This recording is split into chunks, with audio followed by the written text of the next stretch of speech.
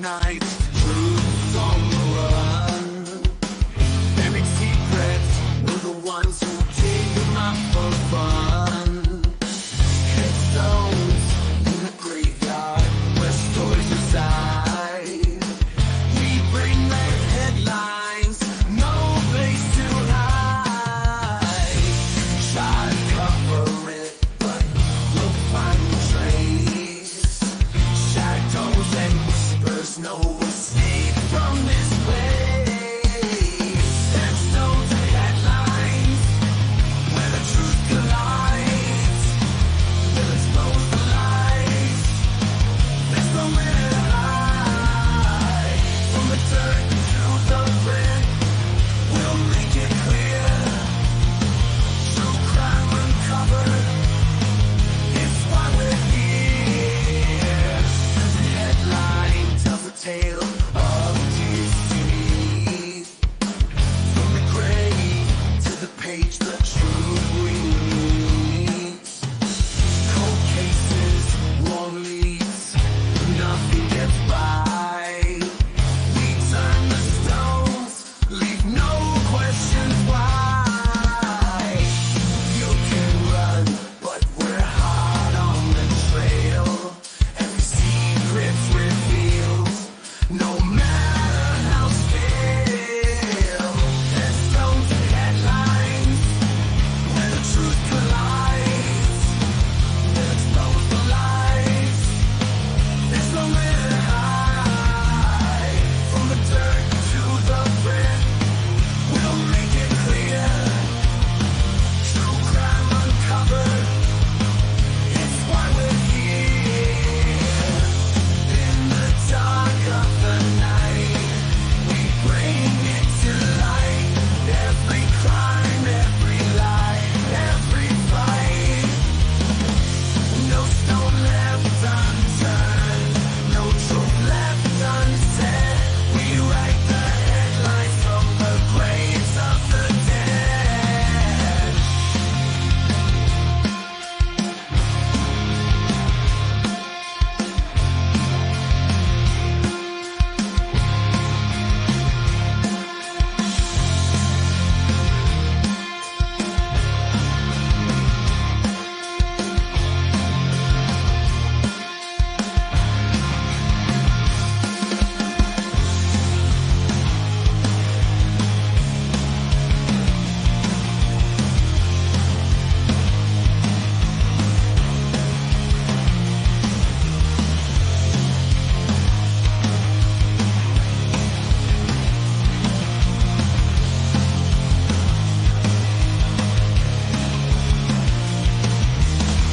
Headstones and headlines, where the truth collides.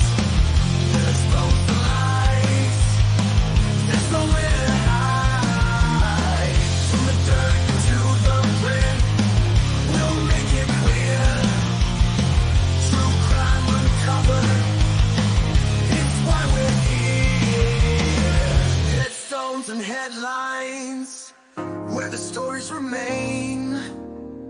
We dig 'em up, we feel their pain.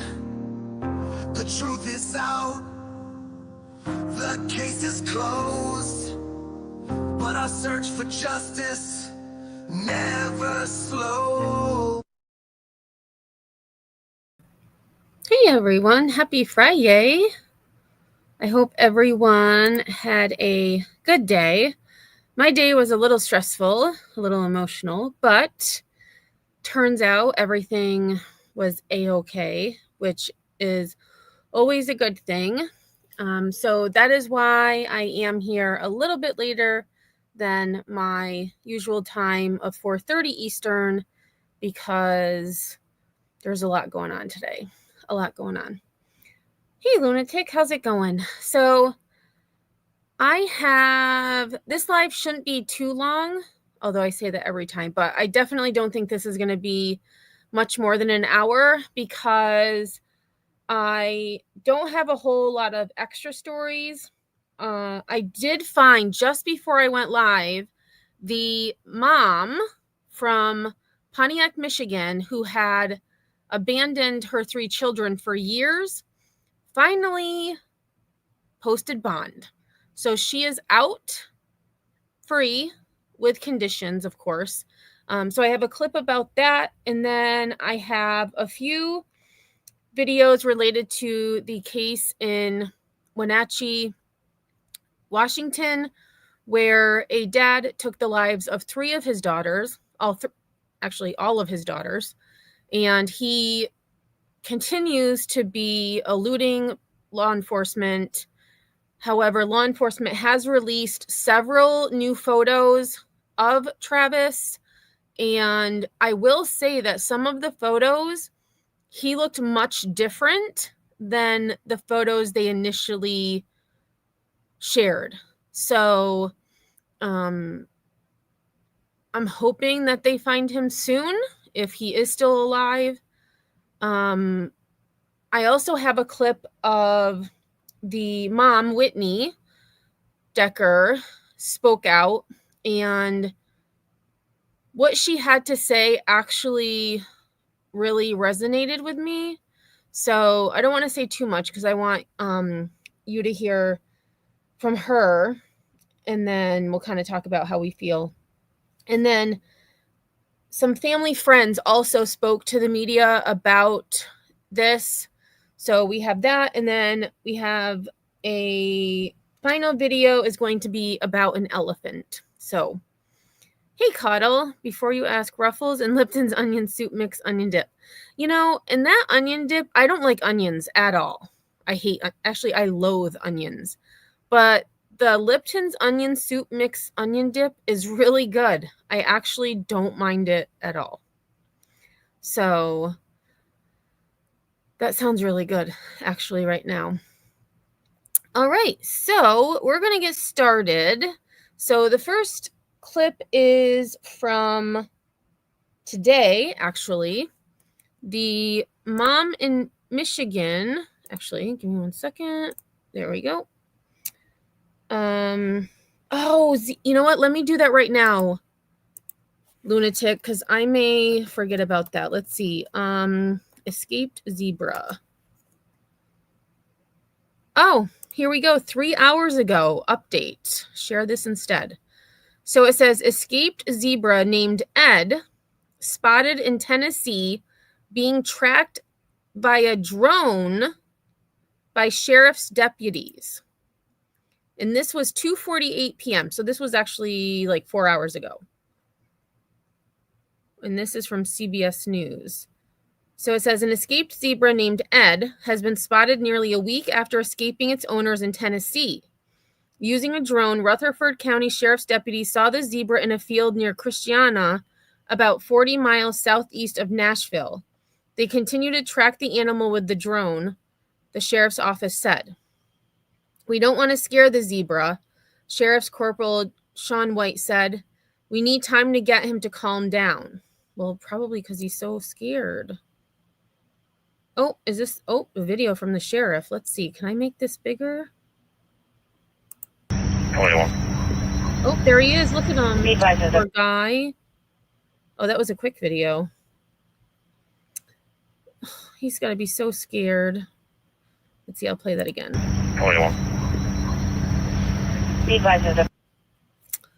Poor little thing.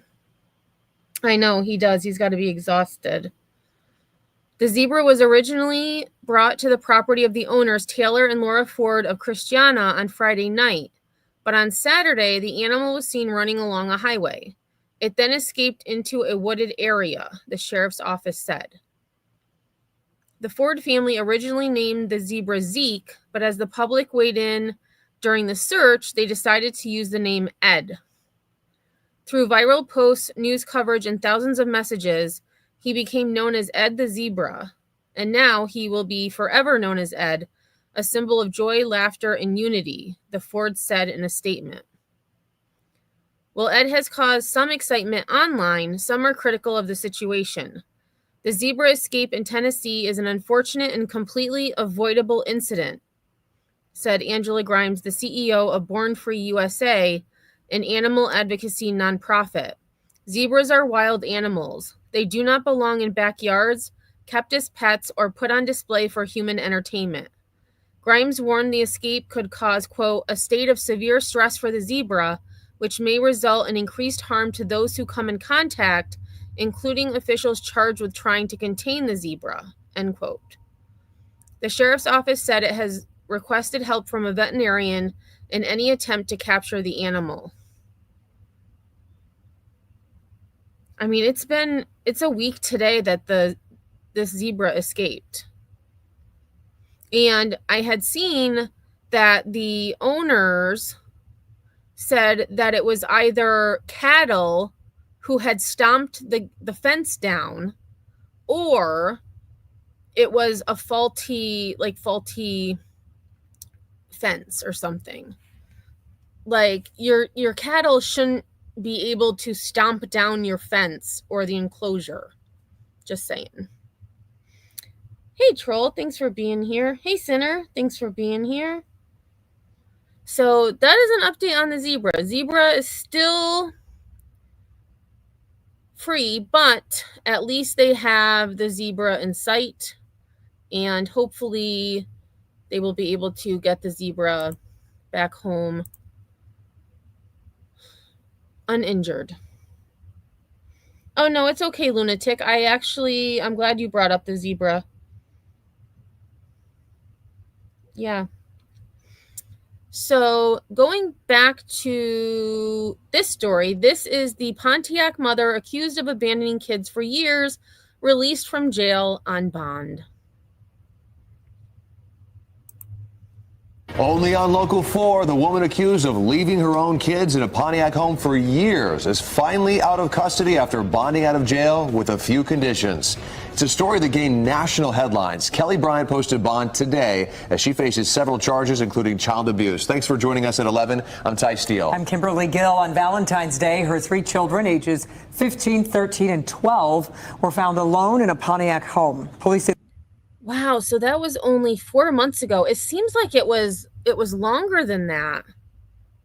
The children have been left alone since at least the year 2021. That's As Victor insane. Williams shows us, her bond was dropped earlier this year from $250 million to $50,000 back in March. Yeah, we knew this was potentially coming with such a dramatic bond reduction. We're talking about from $250 million all the way down to $50,000. It was only a matter of time. Kelly Bryant walking out. Right, because I would assume that's 10%, which would be $5,000. $5,000 isn't much at all.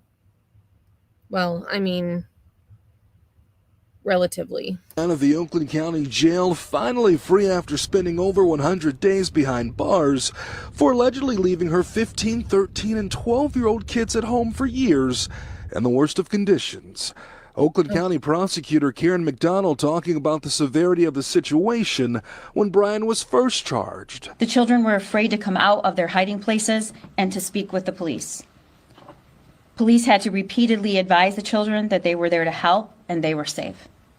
The children's bodies and clothing were covered in feces, and the girls had difficulty physically walking outside of the residence. Per the conditions of her bond, she's not supposed to have any contact with the victims of the case. That's including physical contact or anything digital. There are some concerns, however, over if Bryant will attempt. Back in March, she had her communication privileges revoked when prosecutor McDonald says she tried contacting the caregiver of the children. Here's an attorney for the prosecution handling that matter. Your Honor, my concern is twofold. First, that Ms. Bryant defied the court's order on 37/2025 with the no contact, but also is now circumventing Oakland County Jail's rules and having other inmates contact on her behalf. Wow, so she's slick. So not only did she violate the rules and lose her privileges, but then she got other prisoners to call the family. And so I agree with the prosecution. She's going to try to contact them now that she's out. Brian's lawyer says she was unaware that she couldn't call the children's caregiver and that no one received a written copy of the court's no contact order. And that's BS, because the judge said at the hearing, no contact with the children or the caregivers. Regardless, from now on, absolutely no contact with the kids or anyone under the age of 18. No returning to the address where the children were left or where they currently are living with family. Now, if any of these conditions are violated, then Bryant can be taken into custody, and that's without a warrant. Live tonight, Victor Williams, Local 4. So, Victor, before you go, how will cops keep tabs on Bryant? I'm assuming a GPS tether. Yeah, she is going to have to wear a GPS tether, and just like that, they're going to know exactly where she is at all times. Yep, okay. We appreciate it. Victor Williams reporting for us tonight. So do they call them GPS tethers now? Is that the same thing as an ankle monitor? They just have a more bougie name for them? And I feel like I'm going to have to actually, let me make a note. Kelly Bryant, because I think I have her next court date in my calendar, but I just want to make sure. Next court date.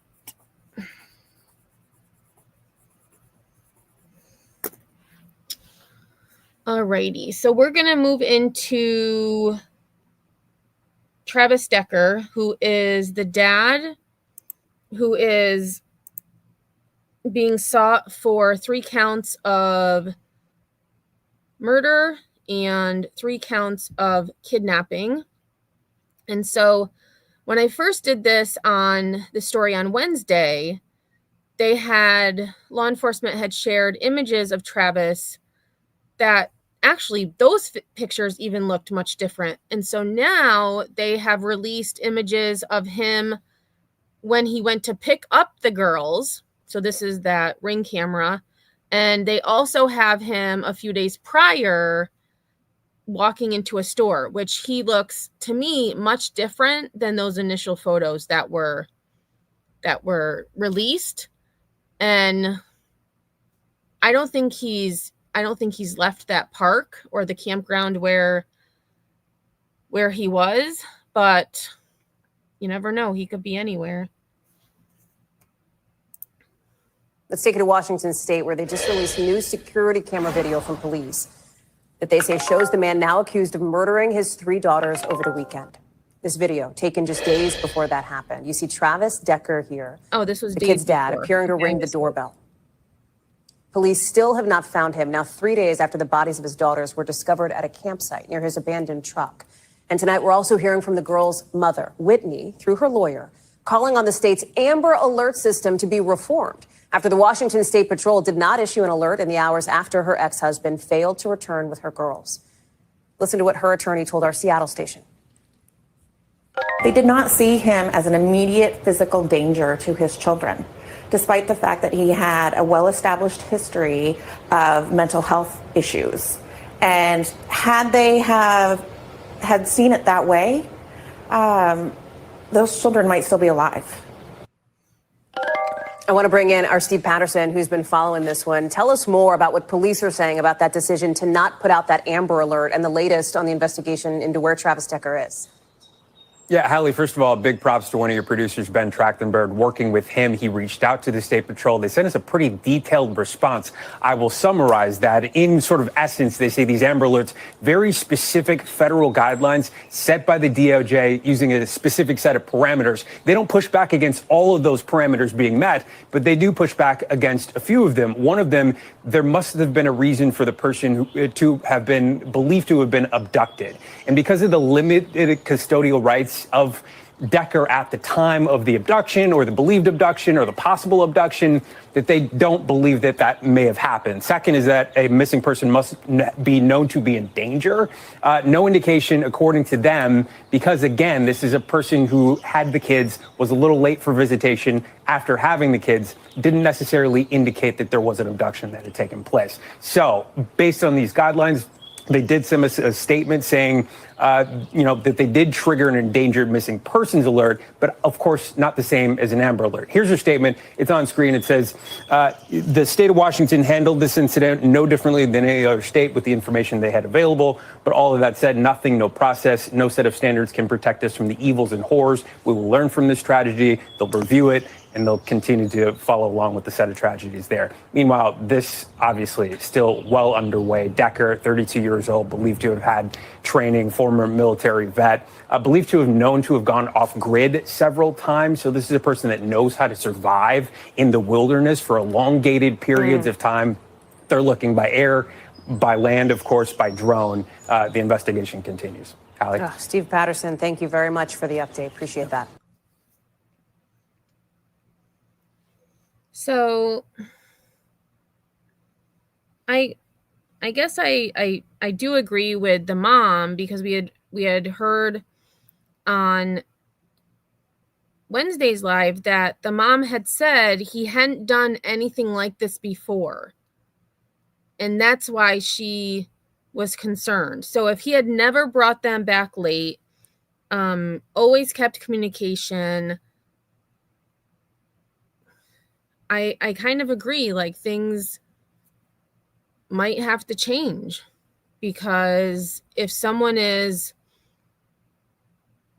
not doing their usual routine, something is although it could be just a fluke, like maybe he was running late this day, but it seems like, according to the mom, he had constant contact with her. This time he didn't. All right, so I think, let's see, what's next? So the next is actually the full interview with Whitney's lawyer. And Whitney, again, is the mom of the 3 girls who lost their lives. Greg, Joyce, that attorney was wrapping up a meeting with the mother, Whitney Decker, when we arrived here in Wenatchee this afternoon, along with U.S. Marshals and local law enforcement. Whitney was teary-eyed but composed and says she's not ready to talk, at least not yet. We are getting a fuller picture of Travis Decker, the man whose life appeared to be falling apart with mental illness, homelessness, and the inability to hold down a job. And access to his kids was cut to every other weekend after a custody hearing 9 months ago. He was an engaged father.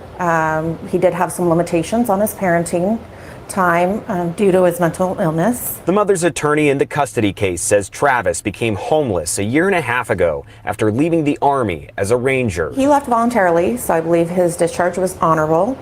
I think as far as the reserves, he just stopped showing up. The attorney says Travis worked a couple of minimum wage jobs and at one point was talking to the Carpenters Union about possible work, but his skills just didn't transfer. There were no red flags.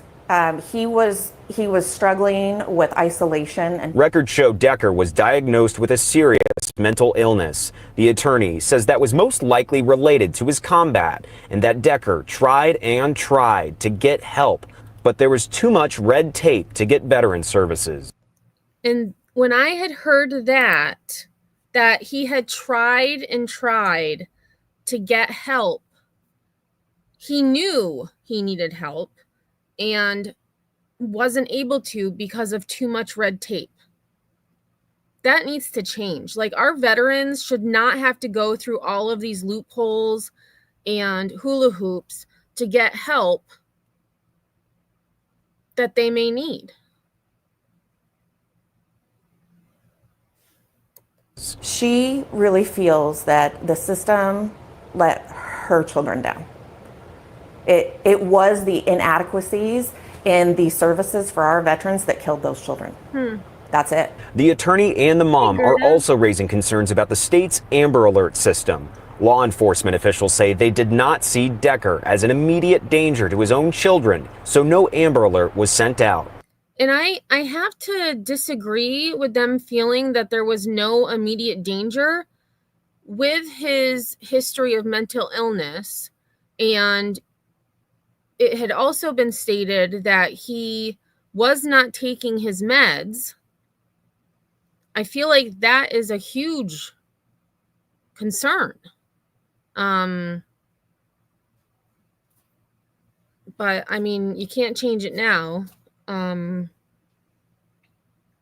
Yes, Sinner, I agree. Like, veterans falling through the cracks, and you know, if If someone knows that they're having trouble and challenges, they should be able to get help that they need because they know they need it. It's just, but then there's some who are prescribed whatever they want when there's nothing wrong with them. It's like, come on, we need to help the people who need the help and who recognize that they need the help. The attorney says the mother thinks that was a deadly mistake. They did not see him as an immediate physical danger to his children, despite the fact that he had a well-established history did I rewind this by accident? of mental I think health I did. issues. And had they had seen it that way, those children might still be alive. And that's the thing that is so brutal. And the one thing she's really hoping can be changed in this tragedy. And that mom, Whitney, for her to have empathy toward her ex-husband, even after doing what he did, is huge. Because she knew that he was having trouble, that he was trying to do better, but there were those roadblocks that prevented him from doing so.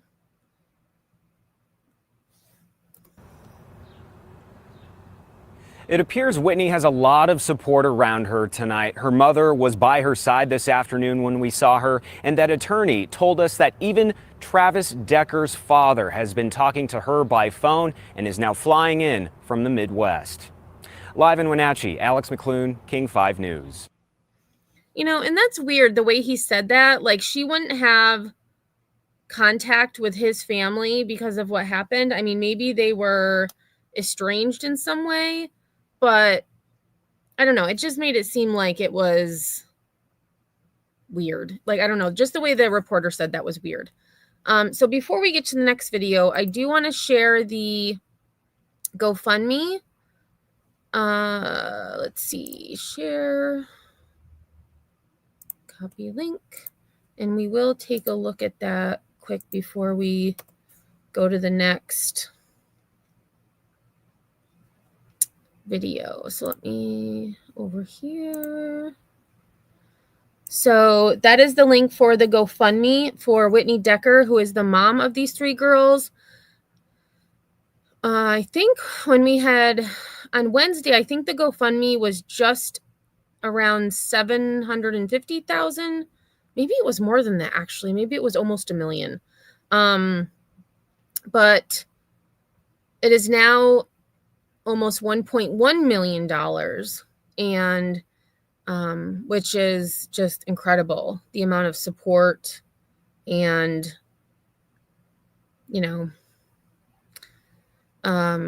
so I had read this before, but definitely take a look at it, and I will also put it in the description after the live. I forgot to do so before the live.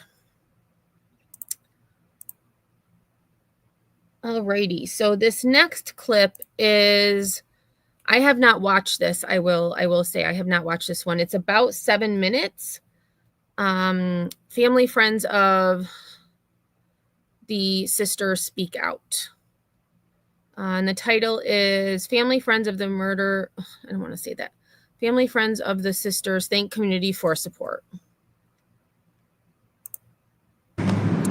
So I'm Amy Edwards, and this is Mark Belton, and we are both friends of Whitney Decker and the Decker family. To our community, the Wenatchee Valley, thank you. The outpouring of love, generosity, and support has been overwhelming, not only here in the Wenatchee Valley, but from the communities around the world. We are deeply moved and profoundly grateful. Seeing everyone come together and unite in support of this family has been humbling and reminds us of what makes the Wenatchee Valley so special. That compassion has been a source of light in this dark hour. This valley helped nurture the creativity, confidence, and joy that Peyton and Evelyn and Olivia shined so brightly. Whether it was performing on stage with Short Shakespeareans and Music Theater of Wenatchee, dancing with the Fabulous Feet Dance Studio, playing sports, or walking the halls of Lincoln Elementary. Their laughter, curiosity, and spirit left a mark on all of us. They were the kind of children that everyone rooted for, looked forward to seeing, and held close in their hearts. They are cherished, not just by the family, but by our entire community who watched them grow, perform, learn, and love. We ache with the love we still carry for them, and we always will. Whitney is living every parent's worst nightmare. The hole in her heart is immeasurable.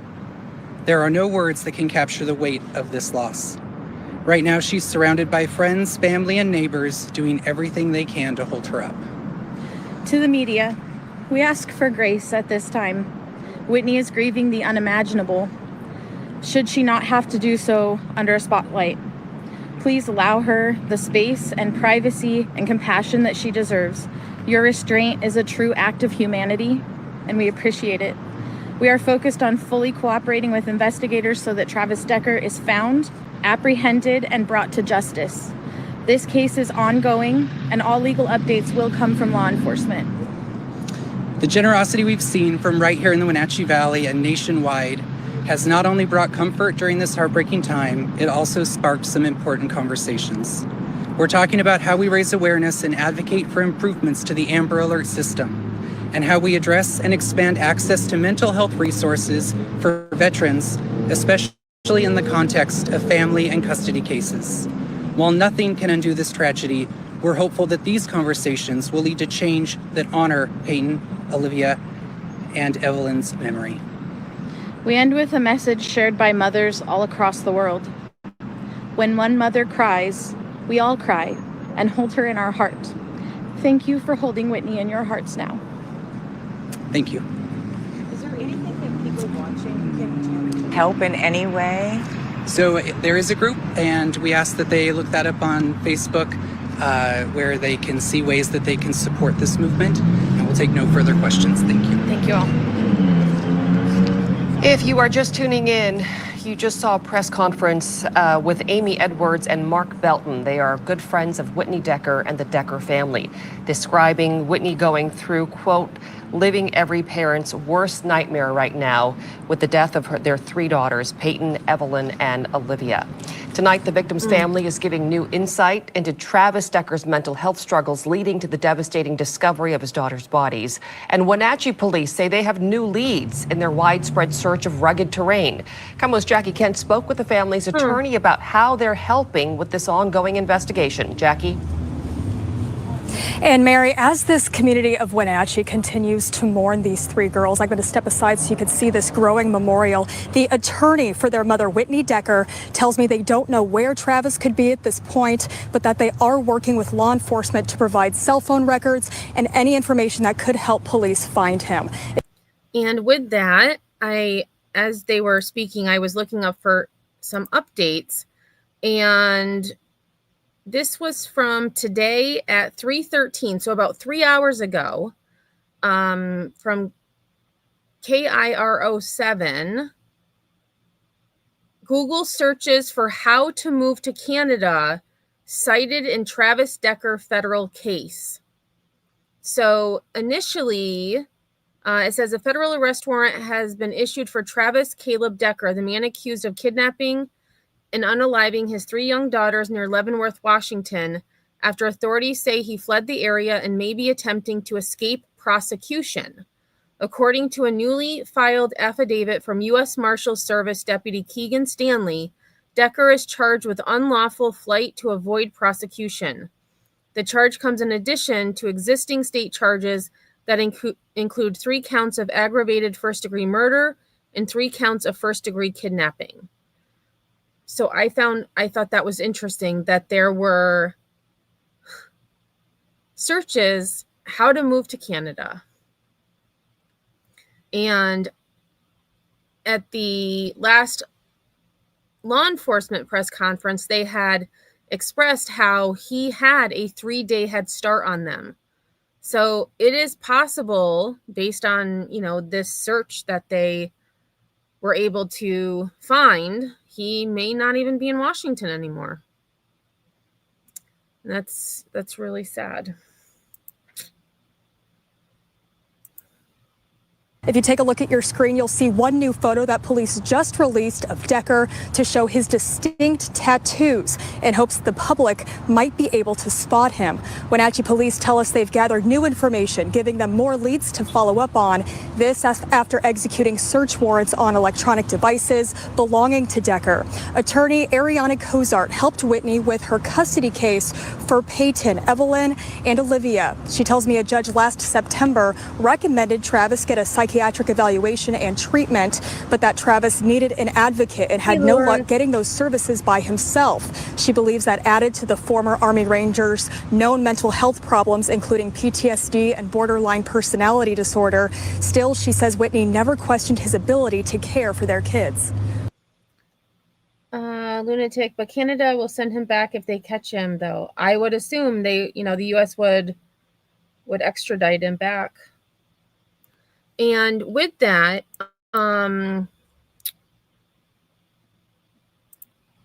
according to News Nation, so let me actually go over here quick. So this is News Nation. Travis Decker believed to be on Pacific Crest Trail. Residents advised to lock doors. And I don't know what the date in this is. Oh, 2 hours ago. So it says residents have been advised to lock their doors. Police discovered adult-sized bloody handprint on Decker's pickup truck, which we knew from before. Decker has extensive training as a former member of the military.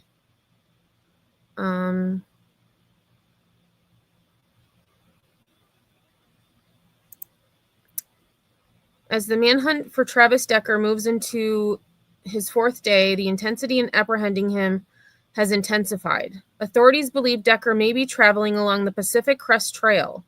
Park officials closed a wide portion of hiking trails in the Lake Chelan National Recreation Area within the Cascade Range late Thursday as the search continued. Earlier Thursday, officials closed the popular network of hiking trails known as the Enchantments. The Chelan County Sheriff's Office has also advised residents in the county to lock their doors and remain vigilant. In addition, digital search warrants have been executed on Decker's electronics.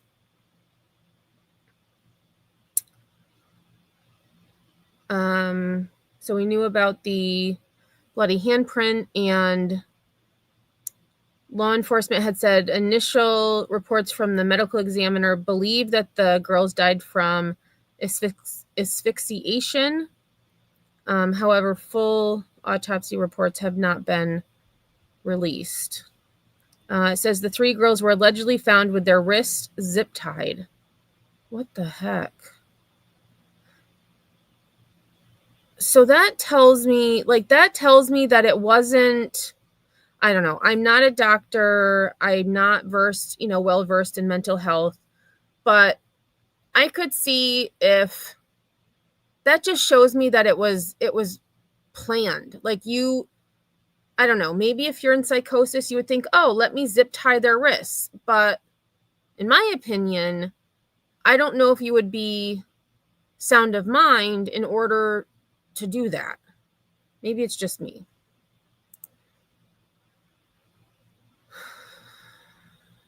I don't know, maybe it's just me.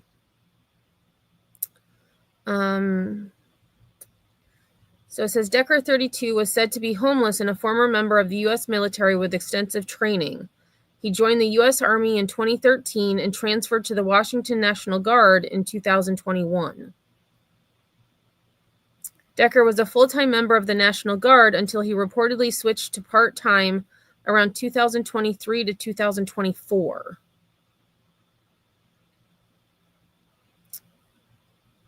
And there is still a $20,000 reward, I believe, from the FBI, and then the U.S. Marshal Service has offered up to $5,000 for any information leading to his arrest.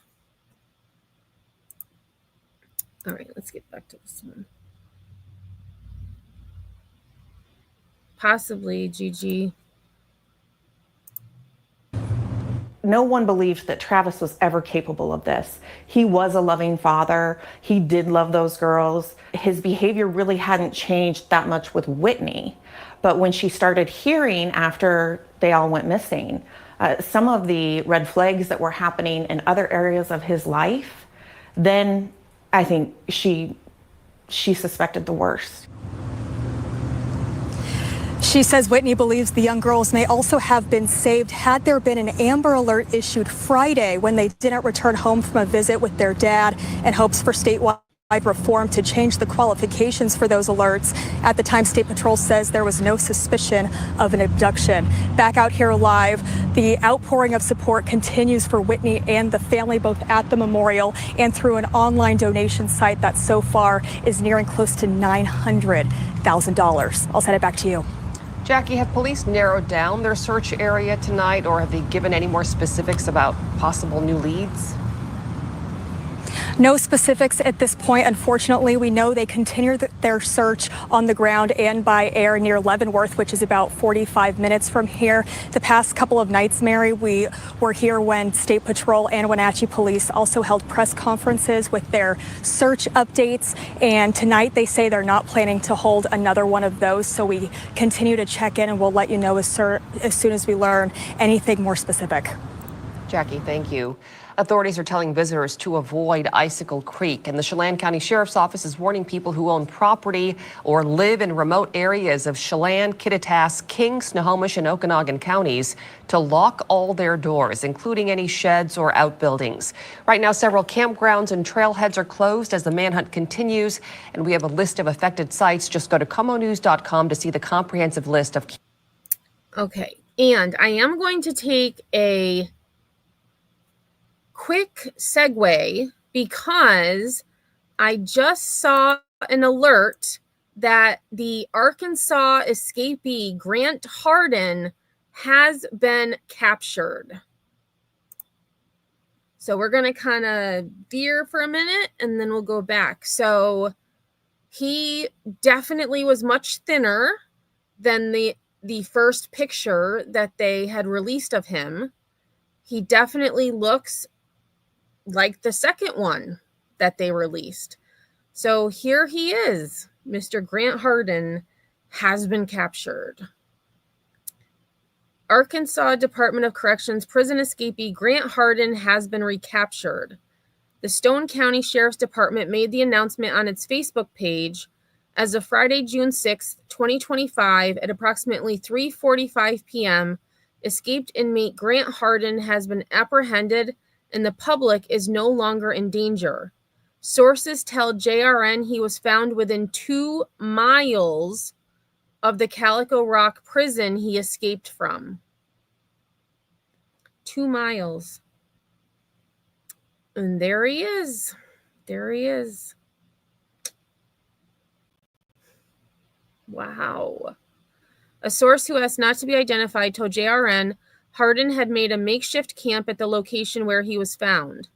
Hardin escaped from the North Central Prison Unit in Calico Rock on May 25th. This is a developing story. More information will be posted when it becomes available. Yeah, Sinner said he's probably really close in one of those caves. I mean, he wasn't captured in a cave, but I mean, because that was May 25th, so that was... So he made it almost 2 weeks. Almost 2 weeks, 12 days.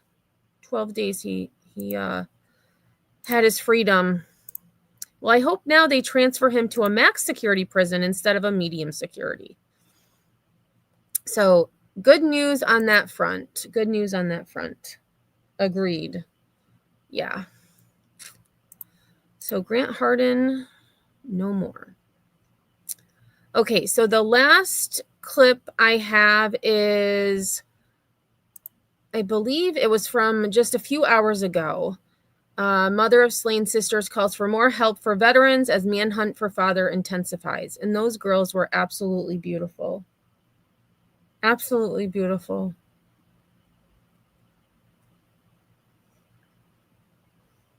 Perplexed, he was serving 30 years for shooting someone in broad daylight and killing them. And when they ran his DNA for that crime, he was linked to a SA of an elementary school teacher. I think it was 7 or 9 years prior, to which he was sentenced to 50 years in prison. So he was serving an 80-year sentence in prison. And he was former law enforcement, very troubled and bumpy history of law enforcement. But yeah, a bad person. True sinner. If you're hungry, you take more risks. I'm curious how they located him. Like if it was, by drone, or if they used like the heat sensory, or maybe they were just kind of walking around that area and said, hey, this looks interesting. And Steve, as that happens, it's also been almost 1 week since his daughters were last seen alive. You can see that the memorial continues to grow here. As that happens, authorities, who mentioned it, now warning that Decker could be in a neighboring county. In one of the newest developments, authorities released this picture of Travis Decker showing his distinctive tattoos. They say they hope these identifying features can help the public spot him and bring him to justice. Command. All as so many people anxiously wait for any updates. Makes me just keep my daughter close to me, very, very close.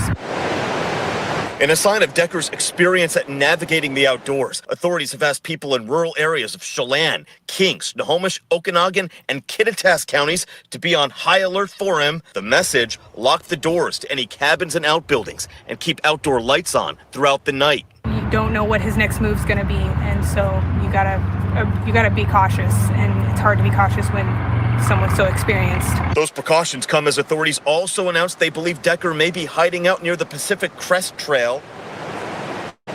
Throughout this week, they have warned that he is highly skilled at navigating Washington's rough and tumble terrain. We also know, too, that he's been an outdoorsman since he was a kid.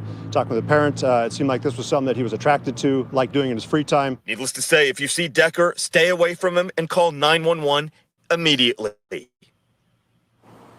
And as the manhunt continues, one thing that we are waiting for is the results of those girls' autopsy. That is key because it's going to give us an idea of when they in fact died, or kind of a time frame of when they died. That is also key because it'll allow authorities to get a better time frame on the possible head start that Decker may have on them. Come to you live from Wenatchee tonight. Ryan Sims, Como News. Ryan, thank you. It is a loss that has broken hearts across the Wenatchee Valley. 3 sisters gone too soon, remembered for their joy, their creativity, and their light.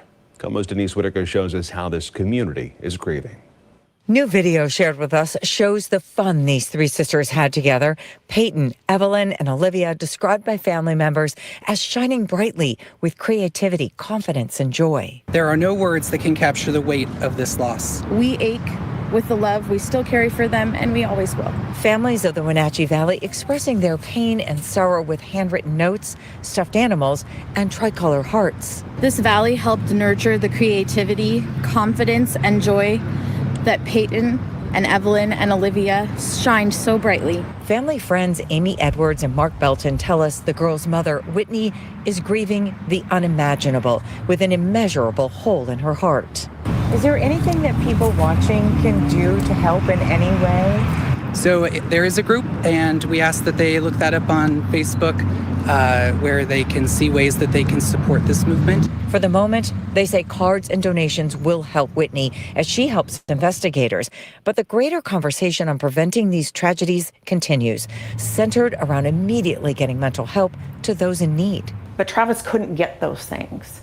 He tried, he reached out to some resources. Whitney's attorney told us they've now learned Travis Decker reached out to the VA for help, but the hoops he needed to connect with those resources, she said, were so great. Especially someone with mental health struggles really cannot do that on their own without an advocate. Denise Whitaker, Como News. Stay with Como News as we track the latest development. All right, and I was trying to find if I could find the Facebook page, but I don't remember my password. So I tried to just search for the group, but I was not able to find it. So I did make a note that I will look to see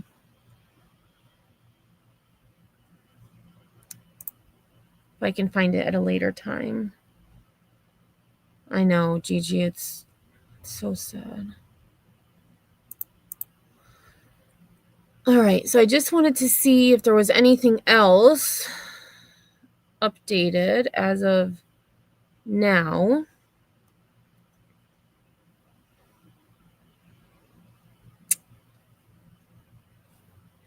Let's see. Travis Decker. News.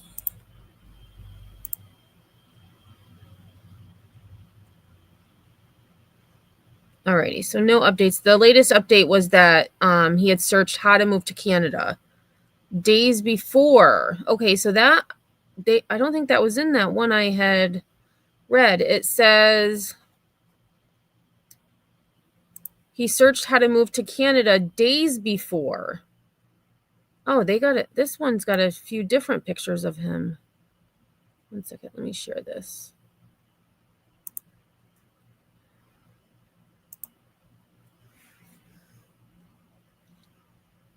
One of 19. Is there a way I can make these bigger? Oh, here, view thumbnails. No, that's not what I wanted to do. All right, so we saw those. Saw that one. Oh, they have a picture of... Well, this is interesting. Where did they get this? Must be from an affidavit or something. So it says, visited Find a Job Canada. Searched for Jobs Canada. Searched for how to relocate to Canada. Visited Google, searched for how does a person move to Canada?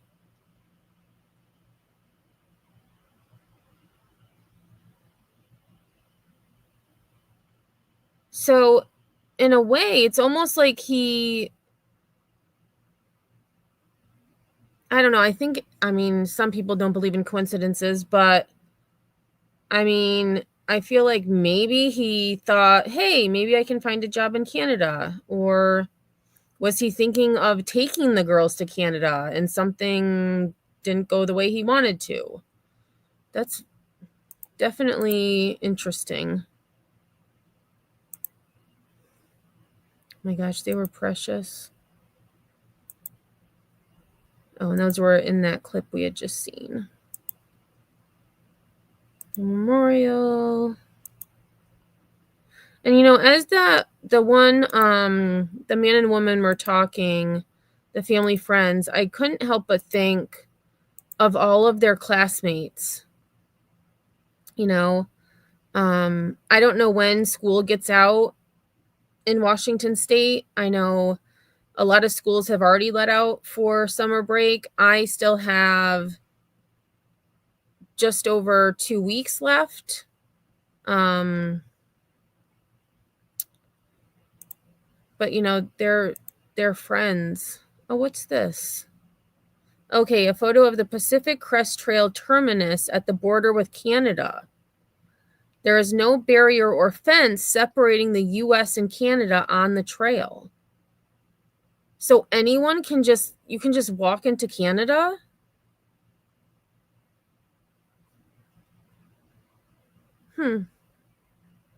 Interesting. Very interesting. Just want to see if there was... Okay, so I think it's just what I showed. Here's the search.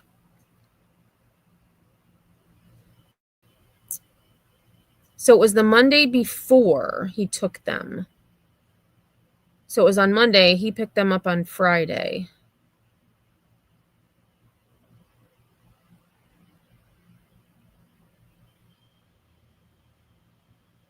Okay, so it says the U.S. Marshal Service wrote in the federal court documents. Let me shut this, close this, is distracting. Crap. So they had wrote in the federal court documents that the Decker sisters were found about 11 miles from the Pacific Crest Trail. The Pacific Crest Trail is a well-established trail that runs along the entire west coast of the U.S. from Mexico to Canada. The trail ends at the northern border. Despite Canada announcing earlier this year that the country would no longer issue permits for hikers to legally cross the border without visiting an official port of entry, there is no barrier or fence between the two countries at the PCT terminus. Right, so if they're saying no one can, like, we're not going to give you a permit to cross, doesn't mean people aren't going to cross. Decker was previously in the Army and has extensive training in navigation, woodland, mountainous terrain, long-distance movements, survival, and numerous other disciplines needed to be able to flee. The documents state Decker is also a well-versed outdoorsman and frequently engaged in hiking, camping, survival skill practice, hunting, and even lived off the grid in the backwoods for approximately 2.5 months on one occasion. Authorities have closed several hiking and recreational areas in Washington, including parts of the Pacific Coast Trail.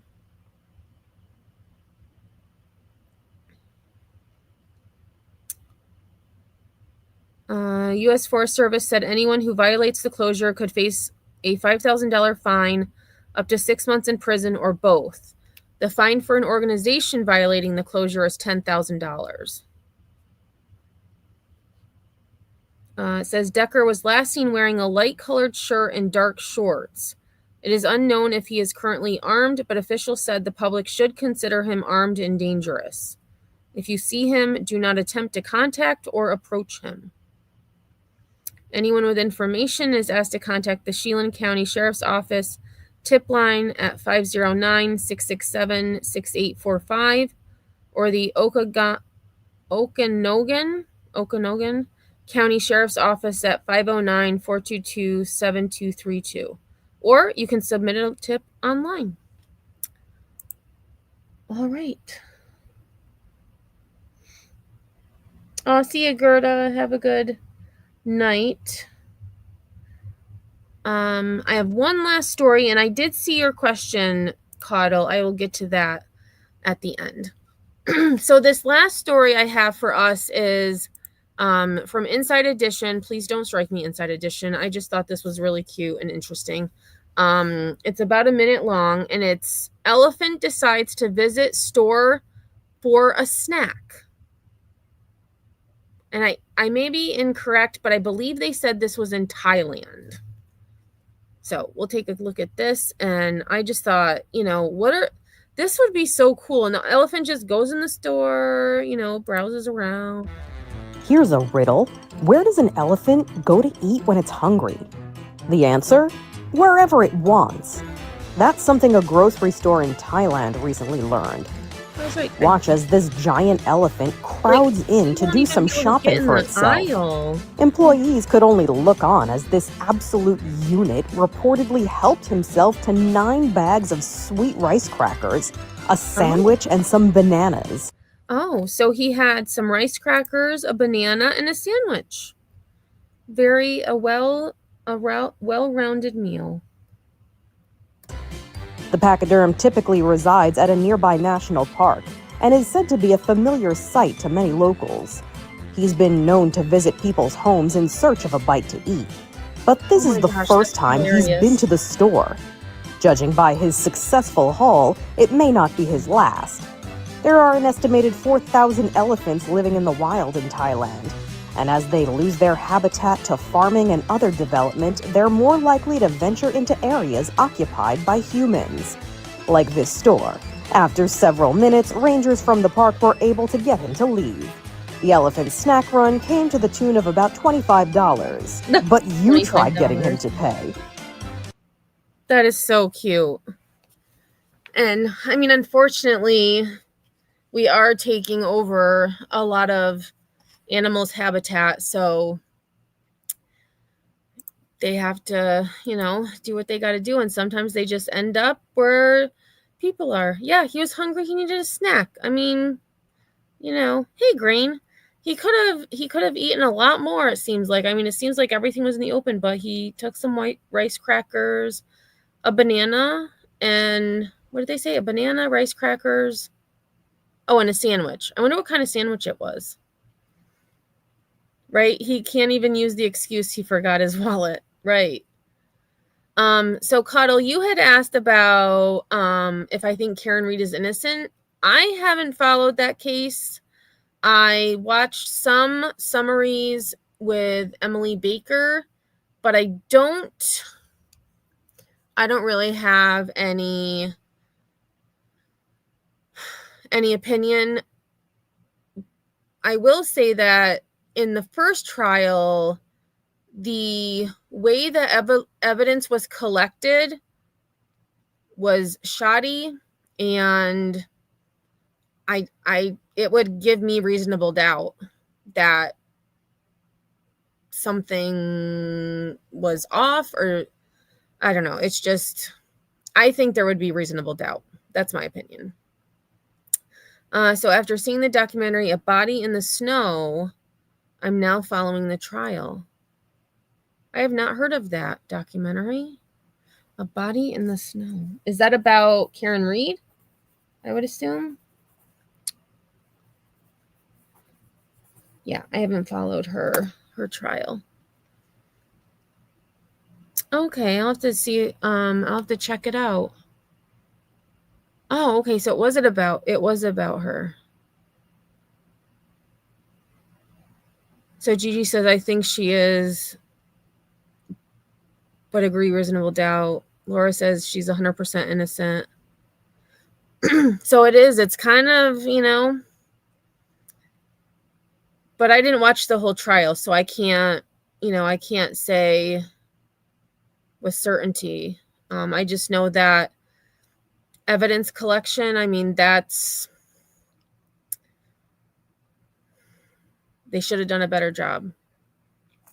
All right, y'all. Well, I was just over an hour. I didn't think it was going to be much more than an hour. So thanks for being here. I know Sinner is going live at 7:30 Eastern, so in about 28 minutes. I do not have plans to go live this weekend, but you never know if something happens, such as Travis Decker being apprehended, or maybe just go live to talk about random stuff again. I still think about that live we did talking about animals, and it all started with a capybara, the Capybara Cafe.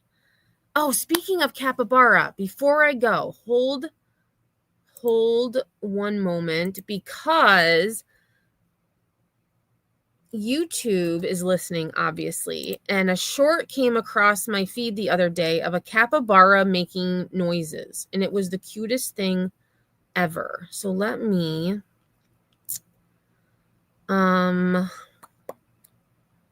playlist. I'm pretty sure I saved it.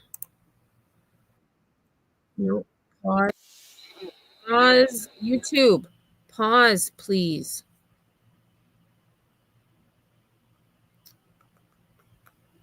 Okay, so here it is right here. Capybaras make noise. So it's only 27 seconds, but it's the cutest thing ever. Okay, so where am I at? Present, share screen, and then we'll end with this. Nope, wrong one. Here we go. So capybaras make noise, and this is from Dark Wings Wildlife. I will I'll share this video in the chat, so definitely give them a view or a like. All right, so this is the last thing we'll watch, and then I'll call it a day.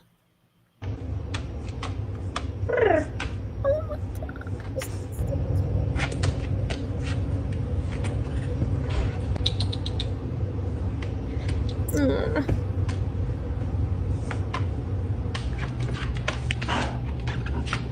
my God, I want one.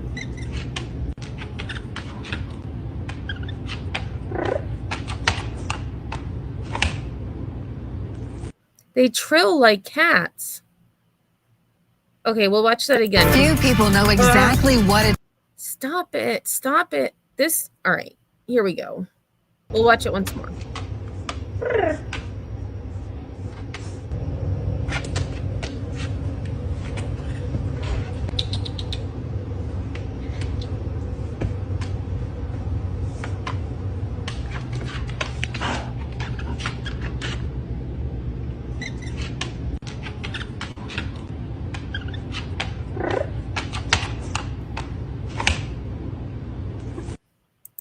Oh my God, he's so cute.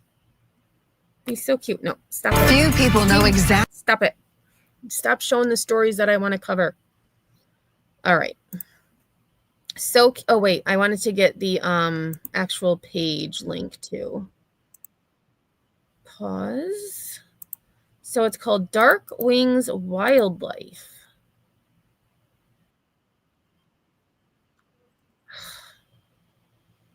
Oh, and it looks like it's all about...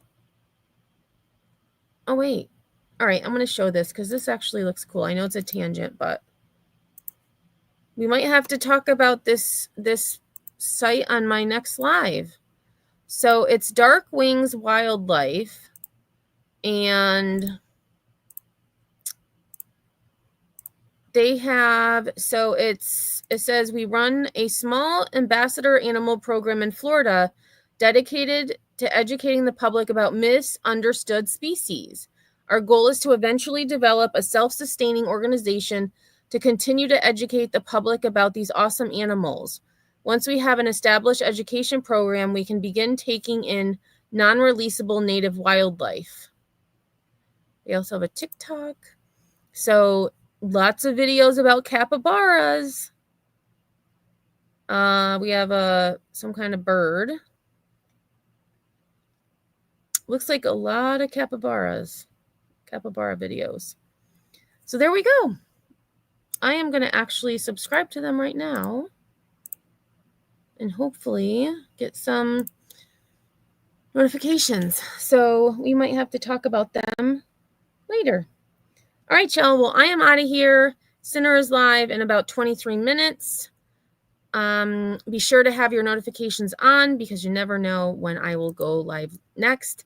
If you haven't hit the like, please do so. And if you are watching on the replay, #replay. If I don't see you on these YouTube streets, I will see you on the flip side. Let it take me to that place now. I won't ever let my thoughts get away now. I got better things to do, picking fate now. I just wanna be the best, call me great now.